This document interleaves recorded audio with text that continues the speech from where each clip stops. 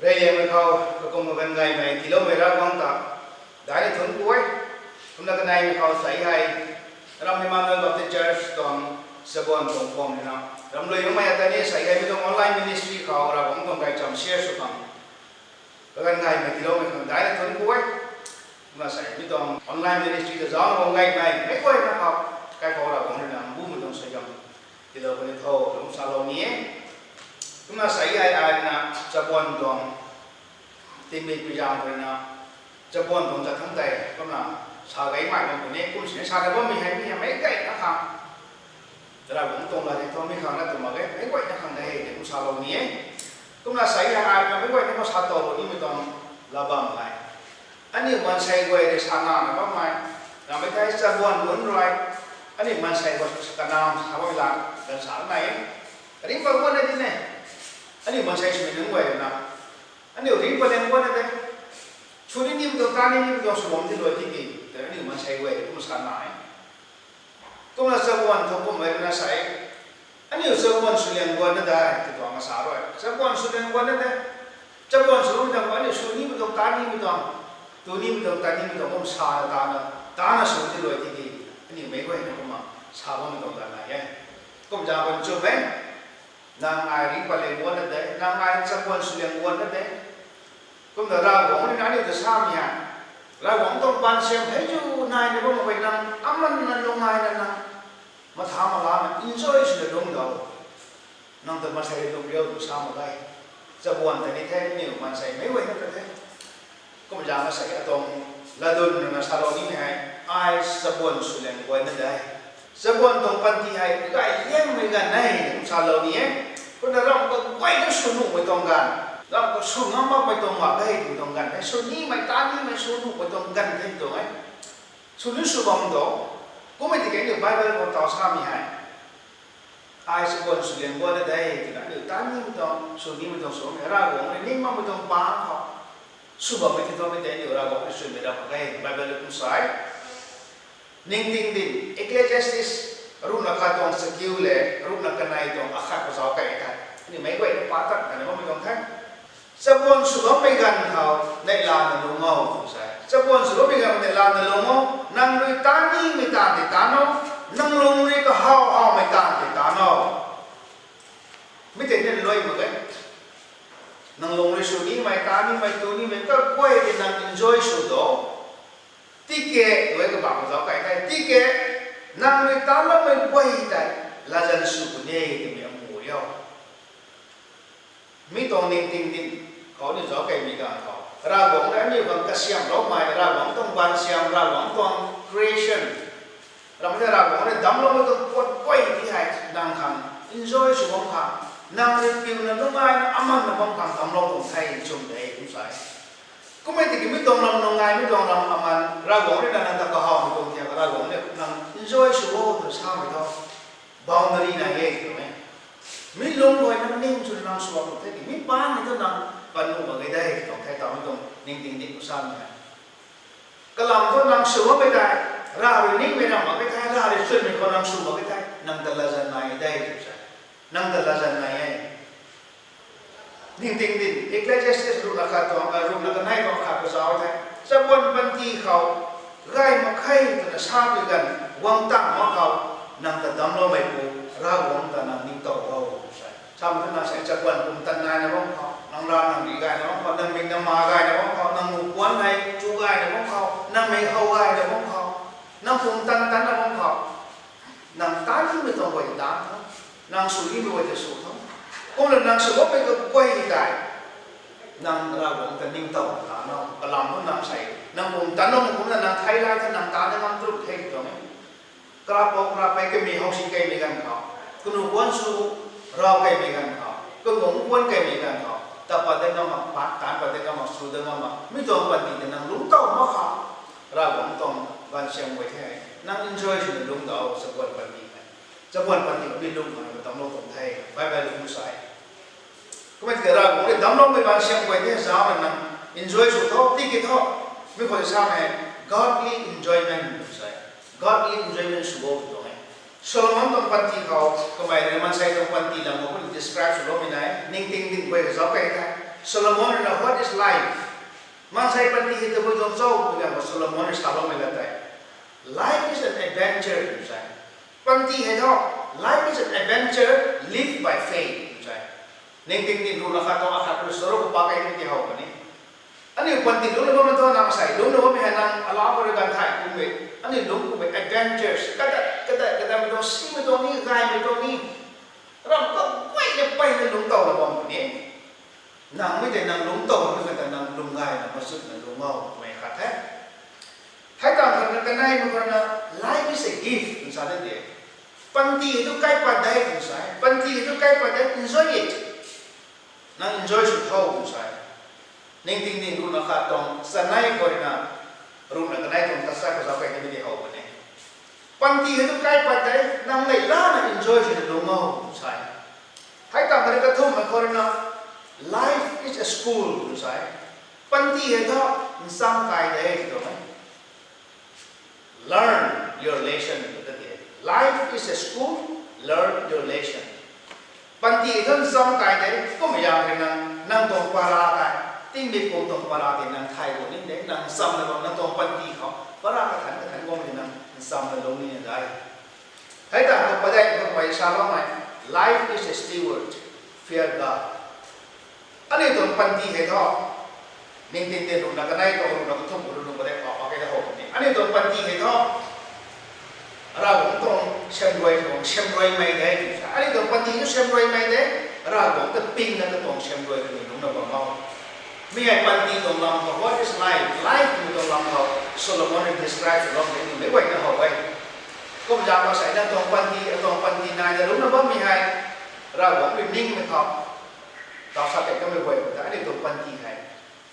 lúng cây ta cây khảo nhiều cái này lên tụng ấy cũng là sao tụng văn chi tao sao cũng nè sao tụng văn chi like a race car anyway là start sport trên nhau giáo đây race nó car học này garage này nghe cái sao mà đồng cái thấu răng khôn đi ngon đi có bung tan nai tụng ta sao tụng cái như này sao văn chi này race car lên sao mấy cái sao nhỉ speed hay thấu luôn nào thấu ngắm mới tông nào cái máy này nó xây lại tận nó mà không sắm luôn tông có cùng tận nay mới tông tận thế kiểu này cái máy thì biết thấu nó mới phụ ta race car thấu nó mới phụ ta cái máy cái tông speed để control sự thay mà cái cái máy accident thì thế kiểu này cũng giống như sao tông quan thì này race car cũng là năng hay cùng tận nay mới gần năng tông quan thì là quay nó speed cho năng lúng mới tông gần thay mới có đi taไปคนที่ชาไม่คนนี้นั่งตรงปุ่มตันในเรื่องไม่ต้องการเทคถูกไหมจะบอลตรงปันทีไหนก็ไม่ได้นั่งตรงปันทีได้ใส่ให้เรสคาร์สุดปูเท่าไปปูตันนะคอนโทรลสุดน้องไม่ได้ก็ตรงลิมิตสปีดแต่คอนโทรลสุดน้องไม่ได้ก็ไม่เอ็กซ์เทนสุดก็ไม่ตรงอันนี้ว่าตรงปันทีอยู่เนี่ยจะบอลปันทีเห็นเนี่ยให้ได้เรียนซ้ำแต่อาคารนั้นได้ที่ตรงนี้นั่งเลยจะบอลปันทีก็จะบอลสุดก็ไม่กันเขาไงเราบอกไม่นิ่งไม่ลุ้มเขาน้องหลานนั่งก็เซตคอนโทรลสุดนะจะบอลใส่สุดก็เลี้ยงวัวได้ดีlúng ni một đồng ta ni một đồng tu ni một đồng số ni một đồng số lúng ni loại thế gì tôi mình ta ra cũng nên nín mà một đồng bảng cái này thôi năng đồng speed thì năng control số cái này năng đồng bản tỷ này race car thì mình accident phải không khá là đấy anh em một đồng bản tỷ này ai ninh tình họ sẽ buồn bản tỷ thì enjoy số thâu từ lâu ấy mình thấy cái này năng tắm luôn nào sẽ buồn bản tỷ lúc mà qua đây thì mình đồng ninh ra năng tập cũng bị gan họ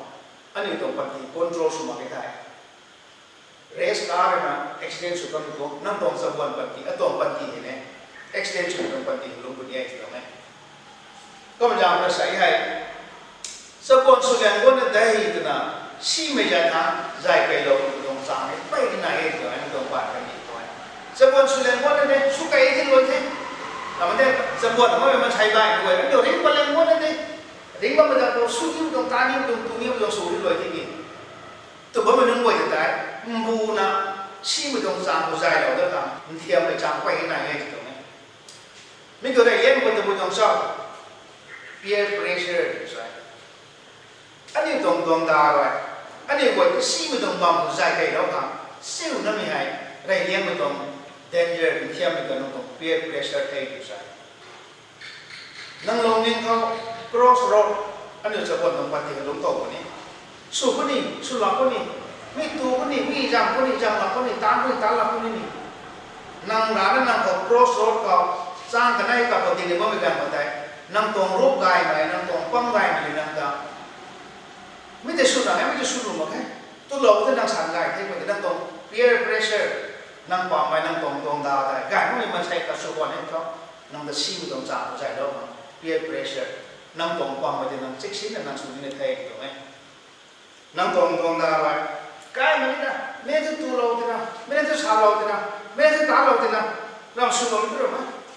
ไอ้นั่งในภาษาที่เท่นั่งในที่กินที่เท่นั่งในสิ่งที่จะมาลานะมาเตะกุดไปกันเขา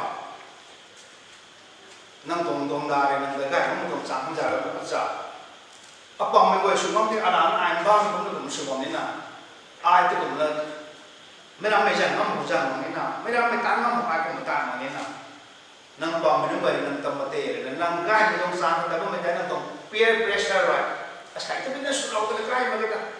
อันนี้กูไม่ใช่รวยที่ตัวลบมันก็จะนั่งเบาไปครับนั่งตรง peer pressure ไว้นั่งตรงรูปเรียนนั่งตรงตรงดาวนั่งตรงชีวิตตรงจำเขาใจเราอย่างเงี้ยก็พยายามมาใส่ใหญ่ดรักจุ่มน้ำใบไปไม่ถ่ายดรักจุ่มน้ำใบเขาquestion ทันมีกันเขานั่งตัวพยายามนั่งดรักตัวมันตรงเศร้านั่งตัวพยายามจะจำมันตรงเศร้านะมันใส่ไปสารเวทมันน้ำใบทันมีกันเขาสรุปการเขางวยสรุปตัวกระดานกับผมคนละกระลงเนี่ยเป็นนิ่งความละชีไม่ตรงตัดตัวฟูนี่ไม่ตานี่ไม่ชานี่ไม่วัยสุวรรณเด็ก100% ก็ไม่ถึง40%นะกายฮัดวงสิเนี่ย peer pressure นั่งตรงตรงดานั่งตรงรูปเรียนกายมันไม่ได้นะอันนี้วัยที่ชีไม่ตรงจางตัวใจเราฟังมี40%นี่กูวงตรงไม่ถึงใจผมเนี่ยดรักพี่มันวัยถึงนั่งตัวจางดรักตัววงตรงเจ้าผมชาดีเลยอะปอมไม่ได้ตัวคนเลยอะปอมไม่ก็มาสู่คนเลยตัวสามเนี่ย40% ก็ peer pressure คนเดียวสมองตรงปันทีก็ชีไม่ตรงจางเขาใจเราไว้นี่ไว้เขาไว้กุ้งที่น่ะไบเบิลคนนี้ดิลล์นี่เจ้าปรบะรู้นักนายตรงสุดสุรพกันรักษาตั้งไม่กันขาดด้วยปั๊มไรไงไม่ตาดวงนี่นายใช่ปั๊มไรไงมันไม่รู้ชีไม่จางเขาใจเราไว้นางไอ้ใส่ไก่ฮักบอมสิเนี่ยนางตรงดาที่ไก่มาบางมีกันเขานางจะชีไม่ต้องจางเขาใจเราไว้ถูกไหมกุ้งที่น่ะปรบะผู้ชายนางตรงดาดงมีกันนางตรงเฟรนช์ฮักก็จูสุมีกันนางนิ่งติ้งนางดวงบ้องนางลงนิ่งกุ้งไก่ฮักบอมสิเนี่ยอาศัยให้นางตรงดานางตรงเพรสเชอร์ที่เรามีกันเขานางเฮงงามนะบ่โลมีนายเนี่ยก็ไม่ยอมเป็นนางเซ็กซี่นางนิ่งติ้งนางตรงโมโลที่เนี่ยนางตรงดาไงไม่ใช่นางกระทำปั้นโลที่ดูนางตรงโมโลตรงลงนิ่งที่ตรงลงนี่เป็นนางตรงปันที่นางไม่ป้องแต่ให้ตัวตรงงามนะอาศัยให้นางตรงรูปตาอายกระเจ้าที่ชี้แล้วตรงปั๊มไม่ได้ซ้ำกับอายมือโลนี่ที่นางชี้มันตรงตามอะไรเราเนี่ยไม่ได้นางปั๊มไม่ใช่ตรงนี้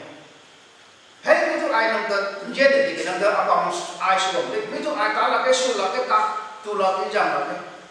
นั่งละนั่งแต่ self control สุดมันเด็กตรงนี้ก็ไม่ยากมาใส่นิ้วจะบนปันเทียนไปเลี้ยงวันนี้ตาตัวไม่ควรจะใจใกล้เราค่ะนั่งตรง peer pressure ไม่ได้เลี้ยงไม่ต้อง temptation ได้ตรงนี้ทุกอย่างความไร้สุดเห็นนี่นักเทคนิคเลยสู้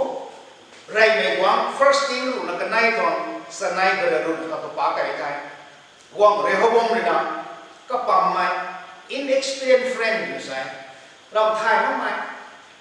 ก็ปั๊มสมมติตอนที่เราถ่ายมันไปนั่งไปตรงหลัดปิ้วเขาไรกันสุวรรณถ่ายตรงซ้ำเราไม่ช้าไม่ได้ปิ้วมาเขาไรอิสราเอลไม่ไกลข้องรูปนักนายลงมาไกลข้องรูปเลยนะกระรูปเขารีไกลนะก็ไม่ให้ริโฮบอมไทยริโฮบอมไทย not เลี้ยงปากก็ไม่ให้คุณนำปากตะการไม่ทำแต่ลุงตะการไม่ต้องปฏิบัติอันนี้เขาไว้ตรงนี้ไม่ต้องยาวเจ้าตัวเองริโฮบอมหายก็ปังไม่เล่นบิวอะไรก็ปังไม่จะสักความส่วนนั้นงั้นสุวรรณไทยไปกุ้งมาได้มันน่ามันปังไม่ได้ช้ามันก็จะบิวโลกอะไรก็ต้องปฏิเขาริโฮบอมต้องปฏิเขาช่วยมันแต่ลุงตกไม่เขาไว้ตรงนี้ก็ยาวมาใช้นิ้วนางตรงจำปันนางตรงมรดกภูมิเนี่ยไรเลี้ยงมันก็ราชไทยไหมเพราะว่ารู้นักนายตรงสิ่งที่เราประสานดูนะก็ให้มีความใจหนึ่งพูดในโลกนี้เนี่ยก็เราต้องนั่งใส่กระตองสักวันปฏิริษีบางคนเนี่ยสุขอยู่เลยที่นั่นเราหวังว่าอันนี้เดินช่วยช่วยเนี่ยนิ่งคือที่เราดีเนี่ยชีวิตจะนั่งเดินเที่ยวบอกกันไม่ได้ไรเลี้ยงมันตรง peer pressure นั่งความไม่เท่ตรงนั้นก็ในมีเขาเรียกนะ social media ต่อไป internet addiction จุดเท่อยู่ใช่จะบอกได้หรือไม่ even pastor deacon leaders kan di kana naman mas kay nung ko internet addiction tong kan kay so addiction cham he hanjin good man normal ko hanjin good ngam kay to tao contemporary youth tao tong zuk tong sabuan hai media di kay to media zo di kay to sai mi ko cho Facebook nai kay WhatsApp nai kay Telegram nai kay TikTok nai kay Messenger nai kay Instagram nai kay Twitter nai kay nai kay ti hai boy no hai man sai boy sa mon nung boy na suba me to cho to ke think me how 9 hours they spend on smartphone bung suy được bao đấy thì mình có thể điều suy bao đấy thứ gì mà tôi nhiều tận tản như gần này lớp tuần bung số lớp vừa bung skill nè bung rủ là cái này luôn mà thì năng bung skill hay smartphone còn năng quan tin năng còn duty ta cần năng only 3 hours năng bung thục nó đi thay thì không bung thục nó thì năng tụi tôi tá lò đi nào có một dạng phải sai mà sai quay ta sai bầu lúc mà sẽ buồn tổng quan tin nên thêm về để bấm nhảy anh điều giàu này gầnเขาsocial media internet addiction của mình nhé cái đại chúng này ở trong Thái mình không phải thousands of tao Facebook thay mấy Twitter thay mấy rồi mấy Telegram thay mấy WhatsApp thay mấy Messenger thay mấy mình quay cái gió mình gầnเขาthousands of immorality images power up tụi mình gầnเขาlàm mạng hay đi mấy là như vậy họ vậy hay rằng là sao muốn vậy thì hay negative influence giáo là mi sinh tiếng ấy thì mình tôi nhiều gắn bằng đấy có mấy thứ mi hay là giáo của mình có nhiều thì hay positive là thằng nào cũng mày media cái cái này quay này news phong hay là cái điều cái gì cũng tao bảo mình toàn quay phong hay năng thu news toàn năng toàn Google có search của mình gần không làm có quay này không được cái này mình là toàn mong đấy mình thấy là positive là cái biểu cái của media mà cái điều này là negative toàn là thằng biểu mình gần không mình toàn xin mình toànก็หมางไว้ถ้าโบราณไม่ต้องง่ายมันไม่ต้องเทียนเรียกไว้ก็เดี๋ยวเขาหลับตรงนี้กันเขาอันนี้ที่ให้ negative ที่ influence เราต่อก็มันจะไม่สมบูรณ์ตรงปฏิบัติมีให้ชี้แจงมันง่ายมันยังไม่ขาดใครถูกไหม internet facility เนี่ยนะง่ายมันกุ้ยชี้ไม่ไหวยังเดียวเราแค่ง่ายมันยังเดียวเราแค่ internet facility ก็อันนี้ไหวง่ายมันไหวที่นั่นลาสมันอยู่ของไปในการนี้ต่อง่ายมันจะเอาไม่กันก็ชี้มันนี่ก็จะเอาที่มันต้องเท่ากับมันไม่ปฏิบัติใช่ถูกไหมแต่ไม่ต้องเรียนแต่เนี่ยคริสเตียนต้องปฏิเขาสู้กับชีวิตใหม่ตายกับชีวิตใหม่ต้องปฏิเขาเนี่ยลุงเราใครถูกไหมก็อย่ามาใส่ไงจะบอกต้องปฏิกับตีบอกนี่ peer pressure แค่ขับรถไปเลี้ยงกันไหนไม่พอเลยนะ social media internet addiction ถูกไหมไม่ต้องปฏิเขาเนี่ยลุงเราต้องใครถูกไหมจะบอกต้องไว้จะบอกถ้าเราใครทุกวันทุกหน้าเราต้องกันดีสุดไหมก็ไม่ต้อง media ต้อง negative impact of social media Gan itu paling naik, jadi sih memang ada sekolah tu ni. Mungkin negative impact of media itu macam tu ketika media bila tidak ada tiada sih lihat orang. Tani bila ni pada makai sudah ni makai ramai kita anda kan makai tu ni. 9 hours ada tim ni betul sakam pun nak survey sudah buat. Nama saya cakap tu pasti kau. Pun nak 9 ni orang ada orang kau pun tidak tak satu ni. 9 hours ada pun tu lah di sana ni tu pasti kau. ผมถึงต้องไปแต่เนี่ยตามนั้นนี่มันไม่ใช่เนี่ยวันที่ตีนาทีก็สิบแล้วก่อนมีไง negative impact อะไรตัวไหมก็การสู้มันฮะเราตามมาตั้งแต่ให้เราสู้ต้องมาให้ก็การสู้มันที่ไม่ท้อนางเราตามที่มันท้อนางลงสีไก่ที่สินางลงสีไก่ที่ไม่ท้อนางทางไม่กล้าทำตรงตัวไก่ยังไงก็นางตัวไม่ได้เห่าคนไก่ตัวไม่ได้เห่าจะบวนขายนะก็ไปกินนางทูนางตานางรวยตามนางไม่ได้ก็บุญนั่นนางปงสกิลรู้วงคนนั้นลงสีไก่ไทยนางลงสีไก่ที่ตะกุ่มตะปนิธานั่นไม่ได้มาที่ผู้สูงวัยนางตัวต่อมาตั้งต่อมาเปลี่ยนต่อมาที่ตะนางมินิวไทยไล่ตามนางไก่เฮาตะปนเทจิมีเห็นไปใน step by step negative impact เกี่ยวกับสิ่งนี้นางไก่เฮาปนิธาไก่เฮาที่ตะกุ่มตะปนิธา police นี่ไล่ไก่ไม่ได้ปนิยุดบ่อยกันแต่มินต์บ่ายก็สิ่งนั้นที่สิ่งบ่ายก็สิ่งนั้นที่ผมจะทานแต่ผู้สาวนั่งลาตาได้เชื่อในว่าจริงๆแล้ว explain ทุกอย่างมีให้ negative impact ของ social media กันดีไม่เข้าใจประมวลตรงไทยถูกไหมไม่ได้เราเลย negative impact ให้ตัวนางการของชีวิตเราเป็นวันที่ติดมาเราไทยนั้นการว่าต้องทำมันก็จะเข้าไปกันอันนี้ที่ให้บาปที่เกิดแล้วต่อแต่เล่เราละแบ่งความข้ามไปตรงนี้ให้ตรงส่วนติดมาเราต่อให้เราใส่ต่อมีเดียตรงส่วนผมจะเป็นต่อว่าอู้อเมริกาต secondก็ไม่นี่ก็อัลลัมบัมที่มีท่ออันนี้ไว้hook up culture กันใช่เขาบอกว่าที่มีเดียต้อง true เขาไรลุงนี่ก็ต้องเชื่อใจก็มาต่อก็ไม่ถึง true media ก็ติดนะ lipstick eyebrow แล้วไม่ได้ก็ต้อง makeup facial ชุดที่เราติดนะ selfie ล่างอย่างก็ camera ได้แท้อันนี้จะเอาชี้หักจะไกลหักกันตรงนี้กุมลงไปที่เขาบอกมันทุ่มเงินงานตามทุ่มไม่ได้หรือไม่งานนี้แท้ทุ่มไม่ได้มีเขาหลอกตัวมีการก็ hook up สุดลุงนี่ก็ต้องเชื่อไหมก็ไม่ติด short term physical pleasure ใช่มาตาขณะใจกุมจันผมเป็นตาหอมไม่ได้ที่ทุ่งเราค่ะตาให้ไม่ต้องมีเดียจะบอกว่าจะบ่นไว้ตรงปันทีก็ hook up สุดตรงก็ในใช่ก็เขา commitment นี่มาเลย attachment นี่มาเลยกันในแต่เจ้าจับไม่ต้องลงนี่ก็ปัตตระไหมลานี่ไม่ต้องกระหอบไม่ต้องคริสต์อาคือว่าไม่ต้องอาลาเปล่าแต่ว่ามาเลยนะก็ไม่ถึงโซเชียลมีเดียก็ตะลุงไงก็เลยก็เที่ยวเขาไว้กันนะเมคอัพชุดสีเราเนี่ยนะงานไม่ได้ก็ต้องพิกเจอร์มาสิไม่กล้าทำต้องตัวเรียนไม่ต้องนี่โปรไฟล์พิกก็เราวันที่ไม่ต้องเขาไว้แค่หนึ่งที่มันนึกว่าจะจัดสุวรรณต้องก็ไม่กล้าบอกอะไรที่ฮุกอัพสุดละก็ไม่ติดกับลงเน้นจังกับลงเน้นชิงกับเน้นเจียนลาสุดที่มาไม่ต้องมันเข้าไม่กันเขา divorce น้องมุ่งไม่น้องตาหน้าบางไงเนี่ยแต่บุญยามพระเจ้าก็ติดกับโซเชียลมีเดียต้อง negative impact มีเขาไหนใครตรงไหนก็ไม่ต้องชิไม่ต้อง impact ด้วยให้นะนั่งตรงปันทีก็จะบ่นตรงปันทีเขาอาศัยนี่ย้อนเข้าไปมันใส่จะบ่นได้ไหมอันนี้ก็ตรงปันทีก็มีไว้ชิไม่ที่ว่าเราตัวมีการเขาใส่ให้มันเข้าไปกันเขาอันนี้เราสุดแล้วคำไทยมันนะมาก็ไม่น้ำปกตรงปันทีก็ผมนะอันนี้ไงชิไม่ตรงปันทีก็ลุงไก่เรานะวักตาตัวละนะวักเลสินสังละนะวักตาโคเรนัสใส่อะไรเลยนะวักตาตัวโตของกระลำมันติดกุมนั่งตรงปันทีเขาเนี่ยอาศัยให้นั่งกระบะไทยนะอะไรเนี่ยตาเราไม่ได้ไม่ต้องโซเชียลมีเดียต้อง impact นะ negative impact อันนี้บุรุษไม่ได้เขาชั้นชีวิตสุดลูกคนใหญ่ตรงนี้มีมากๆก็เป็นน้ำปกแต่ก็ลงไล่ได้แล้วก็ไม่ได้ก็พวกนั้นหมดเลยก็จะได้ชีวิตสุดแล้วกันเนี่ยคนไงก็รู้กันเนี่ยตั้งถูกตั้งสั่งไงไม่ถูกรู้กันในวังนะก็ลองต้องไม่ลงไล่ในวังกันทีนะไม่จะเป็นการใส่ไอ้เนี่ยลงไล่น้ำมันไปทำเขาลงไล่ในเราก็วังน้ำมันไปทำนี่ตรงปันทีให้ชั้นชีวิตสุดคนใหญ่ตรงไทยก็มันจะบ่นตรงปันทีเขาไอ้เนี่ยว่าผู้ใจใครตรงนี้ไม่หายจะบ่นปันทีมาตาข้างหลังกันได้จะบ่นเรื่องความบ่นได้มันใจเราไม่ได้นั่งตรง peer pressure เราไม่ได้นั่งตรงต่อไป social media internet addiction ให้ไว้อันนี้ก็ตรงปันทีให้ใจชีเราเนี่ยตรงไทยก็มันจะมาใส่เจมันไม่ภาษาเรานี่ไหมอันนี้ตรงปันทีให้คันนี้นั่งตรงปันทีให้เราไว้ก็จะบ่นตรงปันทีให้น้ำไปกันไทยตรงชีไม่ได้ตามกับน้ำเหมือนไทยไล่ไม่ได้ตามกับน้ำเหมือนไทยไอ้สกุลสกุลไม่ได้เขานั่งหลับขันนี่ไงไอ้นี่ก็ไล่ไม่ตรงไล่ไม่ขาดทุกทีก็ไล่เราไม่เห็นแต่นี่นายโคตรตรงนี้ก็หลังก็นั่งตรงปันทีตรงปันทีสกุลสกุลไปกันเอาไว้น้ำไปกัน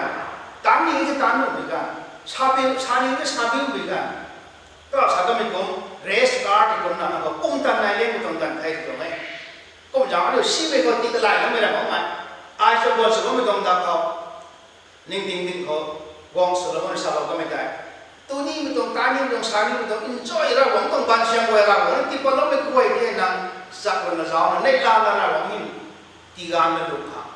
ที่นั่งต้อง enjoyment ที่นั่งใส่ self control ก็เราหวังบายหัตถ์แบบนี้เนาะ race car นี่มัน extension ก็ไม่ต้องอันนี้ก็ต้องปันทีคนนี้ extension แบบนี้ที่ต้องไทยก็มันจะมาใส่ไม่ได้ปั้นมาเข้าที่จะไปจงเจ้าเลยช้ำให้กันรู้ว่าสกิลตรงสกิลก็จะเอาไว้ไทยaku macam pun hari ni kata orang pati, entah nalung ham ni nasab musai. Mitong boy ni ngam ko tu to, sebuah tempat ni entah nalung ko tu to. Kalau macam saya kui pu, kalau macam tak, zaman orang boy tempat ni kau ni boy tadi ngam nalung ko tu ya tu jauh kai. Ragu orang lah dan piu macam ni ngam ham dah itu. Ragu orang lah kau ni dong lung ni cun ni bulor le piu ko pijan hai boy ngam tu thai tu mai. Kau jangan sebuah tempat ni saya yang macam kan thai, nang ni kahau mai boy ni tan dau. Tu do, tan do, có mấy tiếng cái thao, ra gồm nó đủ nó mà cũng khao, ra gồm nó xuân mà giống khao, nàng này là enjoy sự wow, enjoy sự mình đây, có một cái khai thác mà sao mình cũng nàng khẳng là dần này đây, nàng khẳng là dần này thì mình hiểu, mấy tuần là dần thì mình không sụp đi nào, mà mình sụp cái sao thì nó mình không quay thì anh hiểu tiếng cỏ cho mà sao đấy, có mấy tiếng nàng ai sẽ tá lên mình nàng cùng ta này nàng hàng thu gai hấp thế, tá lên mình mai được sáng rõ bị gần cỏ, tiếng cỏ thắng,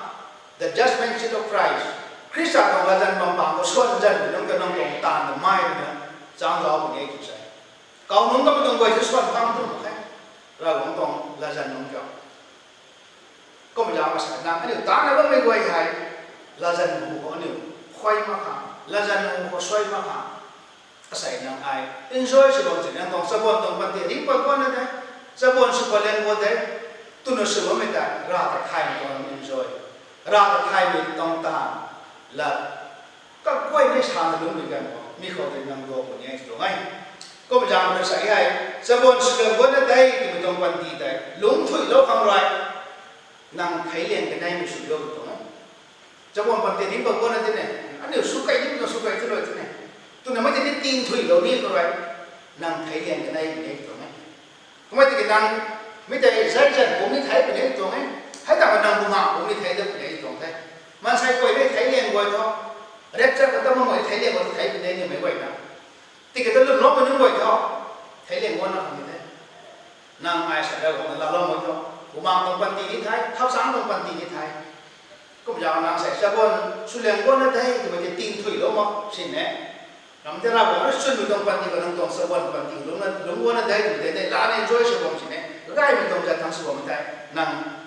ไทยเลี้ยงก๋วยนั่นไทยเป็นนี้ข้าวสารผมจะไทยเลี้ยงก๋วยนั่นคนได้ตรงนี้ก็มองไม่นึกไว้เขาไทยเลี้ยงกันได้ไทยตรงนี้ก็มันจะเป็นนางไอ้ใส่สะบวนสุดว่ามีให้สะบวนสุดเลี้ยงก๋วยนั่นได้จงไทยน้ำตรงปันตีได้